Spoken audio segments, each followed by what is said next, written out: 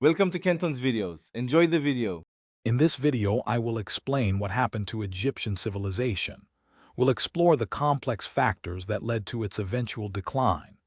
Ancient Egypt, a civilization spanning thousands of years, faced numerous internal and external pressures. Understanding these challenges helps us grasp the full scope of its rich history and eventual transformation. We'll cover key periods of instability and the impact of external forces. Internally, Egypt experienced periods of significant turmoil. Weak central authority often led to regional governors gaining too much power, fragmenting the kingdom. Economic resources were sometimes overstretched by ambitious construction projects and maintaining a large bureaucracy.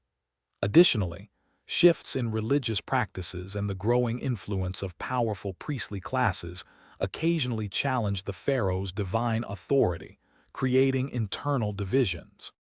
Externally, Egypt faced a constant barrage of invasions and foreign influences. The Hyksos, for example, brought new military techniques and ruled parts of Egypt for a time. Later, the mysterious Sea Peoples caused widespread chaos across the region, impacting Egypt's stability.